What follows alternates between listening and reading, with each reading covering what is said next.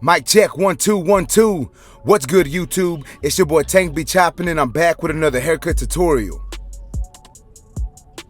Alright guys, so this is my boy Manny. What we gonna be doing on this cut is a number 5 low fade, line up the beard. You know what I'm saying? He don't got like a real thick full beard right now, so we're just gonna line it up, see what we can do. So as you can see, I have my number 5 on my my Stylecraft Mythic, or I'm sorry, my Stylecraft Sabers. And I'm going over the top of my client's head, and as you can see, I got a brush in my hand also. And the reason for the brush is, well, for one, you want to make sure you're combing or brushing your client's hair down after you go through it. But also, this client here, the way his hair texture is, it tends to want to go the direction you're cutting it. So when I'm going back, against the grain on my client, the hair wants to fold up, so I have to make sure I brush it back down. That way I can actually see the length of the hair and see how it looks. And y'all know how your boy does it, man. I like to go over my client's hair a good amount of times. That way I make sure it's all down to that desired length. So we're going to be going across the grain, against the grain, just trying to get it all down, being really consistent with it, going over it a good amount of times just to make sure we get it all down to that length. Alright, so now I'm moving on to the sides. What I'm going to be doing here is debulking. I got my number 4 guard on my clipper. And all I'm doing is I'm coming up and I'm floating my clipper up and out as soon as I get to that parietal ridge. So the reason why I'm doing that is I don't want my client's fade to look too round. I want to keep my fades pretty square up.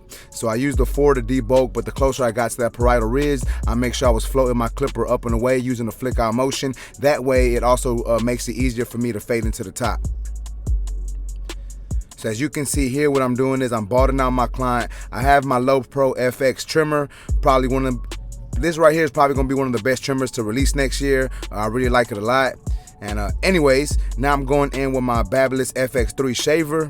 And all I'm doing is I'm getting everything on the side down to that, to that razor length. So what I'm doing is I'm going against the grain, and the closer I get to that top line, I start to flick out and relieve some pressure. And the reason for that is I want to make sure that I'm not leaving too harsh of a line.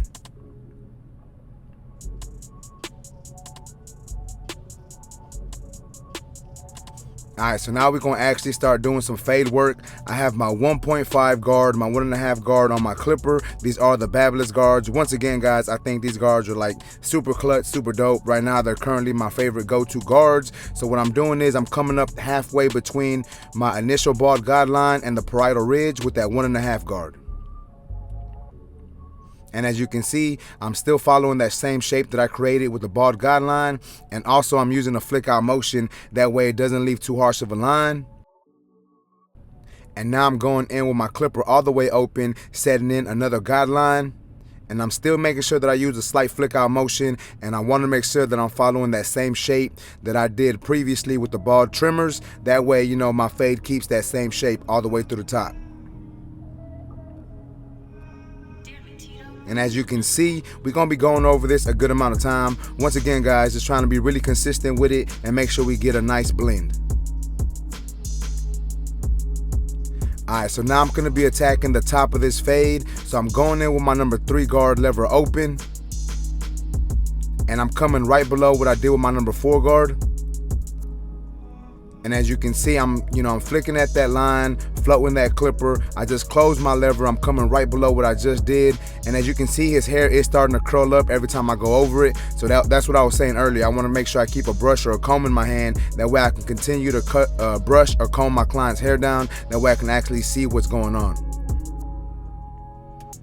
So here is my number 2 guard, lever open, coming right below what I did with my number 3 guard. So we're basically doing some down fading technique here. And the thing about doing the down fading technique is you want to make sure you don't leave any guidelines, you know what I'm saying? So if I do happen to leave a line, I'm gonna, go back to my bigger guard and make sure I take that line out. So as you can see, my lever is closed now, and I'm still attacking that line that I created with my 1.5 guard. Alright, so I did happen to leave, a slight line towards the top of this blend. So I put my 3 guard back on my clipper, and I'm just attacking that line a little more now. That way it's not there, you know what I'm saying? I'm trying to erase this line, try to get this line completely out. So that's the reason why I went back to my 3 guard. and now I'm going back to my 2 guard and coming right below that. And basically what I'm doing also is I'm raising this blend a little bit. I didn't like the way it was setting already, so I decided to raise it up slightly.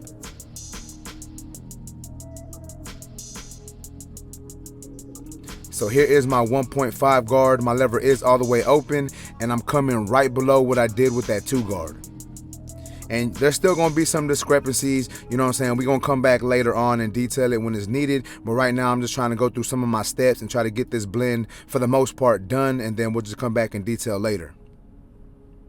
With that being said, this is my number 1 guard lever open, and I'm coming right below where I set in my guideline with my 1.5 guard. So my lever is open, I'm flicking, you know, as I'm coming up, I'm making sure I'm flicking and floating that clipper, and then I'm gonna close my lever, which makes this just a straight number 1 guard, and I'm gonna come right below that. And as you can see, it's lightening up this, lightening, I couldn't say that word properly. It's lightening up that bottom line. It's erasing it, you know, little by little. I'm still gonna have to come back in with my 0 guard. But as you can see, that line has, it's not as dominant anymore.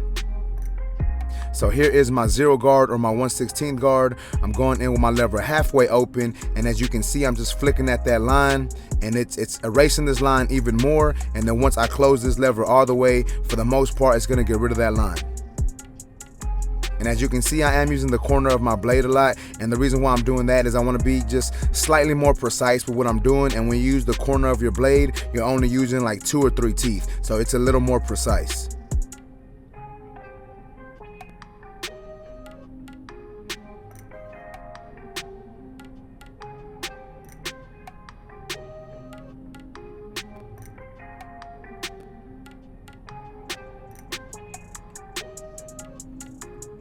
So here is my 1 guard back on my clipper, and I'm just doing a little bit more detail work. Obviously, I didn't like the way the blend was looking, so I decided to, you know, go back, put my 1 guard back on, clean it up a little bit, and then now what I'm doing here is I'm going in with my lever all the way closed, and I'm attacking this bottom line. So once again, guys, I'm just tapping at this line, just coming up slightly, and even though for the most part it's getting rid of this line, I'm still gonna go in with my lever halfway open. And the reason for that is I just want to make sure that I'm, you know, doing everything possible to get a nice, you know, a nice even blend. And then you'll see me do some lever play, you know, throughout this section, just to get this part of the blend to come all the way together.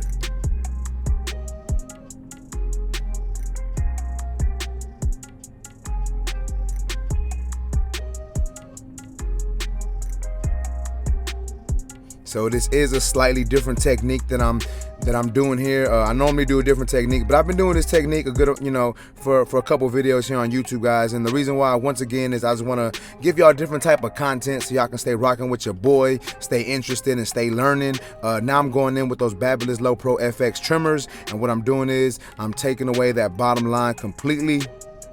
And once again, guys, like I was saying, these trimmers, I don't even know if I finished my idea earlier what I was saying about these trimmers, you know what I'm saying? These trimmers are super dope, really good, like the way they fit in the hand, man. I'm really loving them. Currently, I want to say they're my go-to trimmers. I do use other trimmers, but right now these are probably one of my main trimmers that I keep on my station. All right, so now we're just blending in the beard a little bit. Like I said, he doesn't have a super long beard, so it was real easy to blend. I just went in with my lever open, closed it notch by notch, and then went in with my trimmer to knock out that line. And as you can see now, I'm moving on to my client's edge up. And I'm using the Babyliss FX3s on the edge up now, and the reason for that is I feel that these trimmers are like, they're super dope when it comes to lining up. I really like these a lot, and I feel that they get them lines super, super sharp.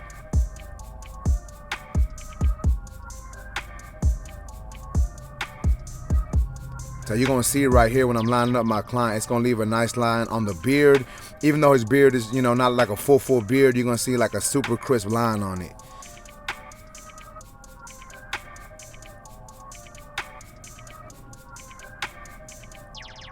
And remember, guys, when it comes to doing beards, you want to do what your client asks. I know a lot of people, sometimes they be in my comments talking about, you know, I pushed this beard too far down, or I brought it too high up on the jawline. Most of the time when I'm doing my clients' beards, I'm doing what they asked me to do.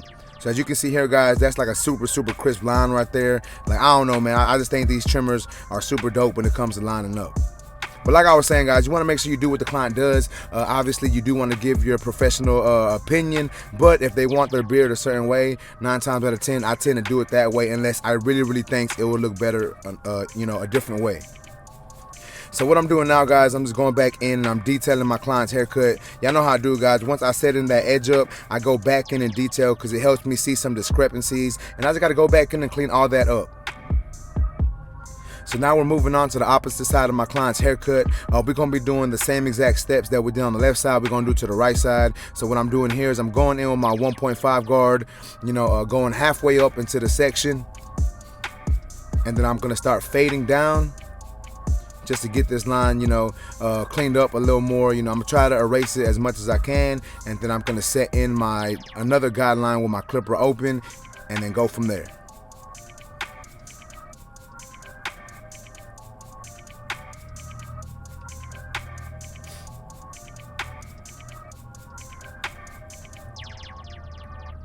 So basically, guys, what I'm doing is I'm just fading all the way down to that 1.5. So I started off with my 4 guard, then my 3, then my 2, and then the 1.5 with the lever open.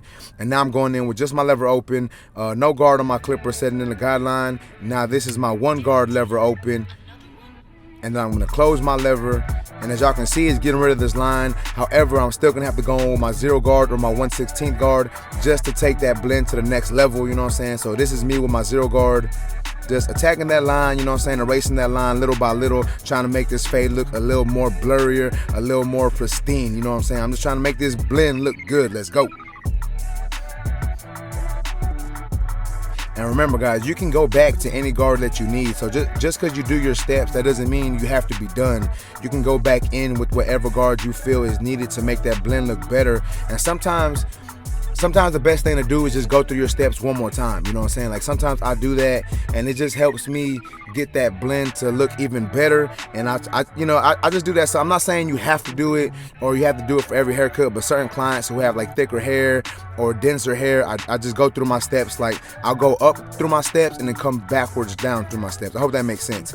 And then and then I'll go back after the lineup and then just detail it some more. And yes, it can take longer, but it gives that blend a good look. And I just feel that sometimes you gotta do what you gotta do to get the client to look good. So sometimes you're gonna take a little more than the length that you have. So you may only have like 30 or 45 minutes for the haircut, and it may take you 35 to 50 minutes. And going over your allotted time by 5-10 minutes, I don't think is a big deal. So if you need to take an extra 5 minutes to make sure your client's looking right, I would suggest you do that.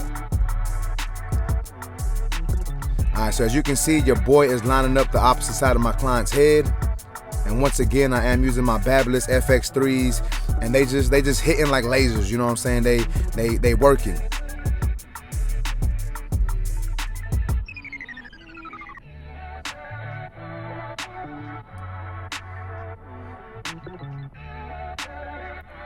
And see, as you can see here, I did bring up the line on his beard. I didn't want to go all the way down to where it was. I wanted to keep it a little higher.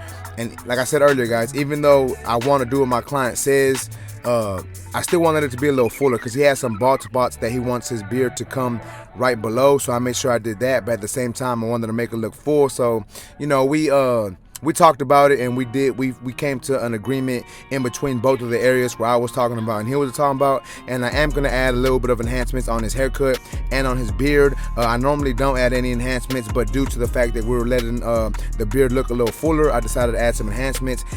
And I wanted to make sure I put some enhancements on for YouTube. You know what I'm saying? Like I said, he don't normally get enhancements, but we did it for the cut. We did it for YouTube. So y'all let me know what y'all think about it at the end once I get to that part of the haircut.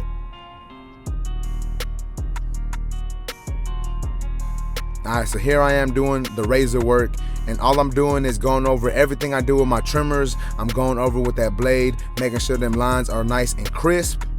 And remember, guys, when you're using your razor, you want to make sure you're stretching that skin tight. That way it lessens the chance of you nicking your client. I'm not going to say that you won't nick your client if you do this, but once again, it lessens the chance, so it's less likely to happen if you're stretching your client's skin.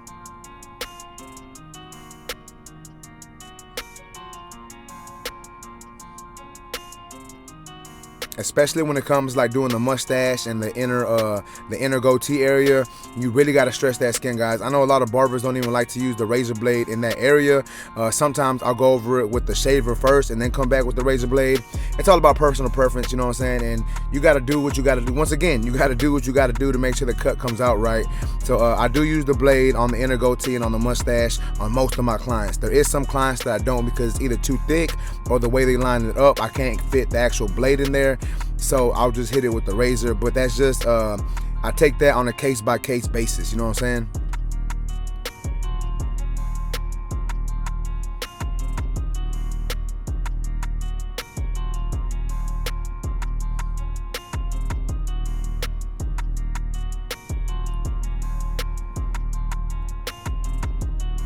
And once again, guys, when you're working underneath the neck area, you really want to make sure you're stretching that skin, and because if not, it's real easy to nick somebody under, under the beard line, the neck area, the chin area. So you want to make sure you stretch that skin really tight, and you want to make sure you're paying attention to how you're shaving. You know what I'm saying? So a lot of times it's easier if you add shaving cream, add some steam or a hot towel. It makes the blade glide a little better, and that's one reason why I do the hot lather and why sometimes I do hot towels.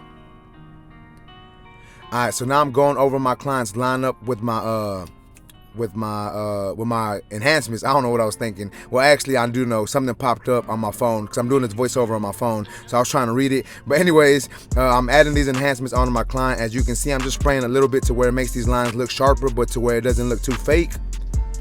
And I think that's the perfect thing for me. So yeah, guys, y'all let me know what y'all think about this haircut in the comment section. If y'all like this video, please make sure to smash that like button. Also, if you're new to my channel, make sure to subscribe one time for your boy. Remember, guys, if you're in the Houston, Texas area, you can book an appointment with me. You can go to my website, tangychopping.com. You can book there. If you want me to record the haircut for YouTube, make sure to put that in the comment section, and I'll try my best to do that. But that's basically it, YouTube. I appreciate y'all. Until next time, let's go.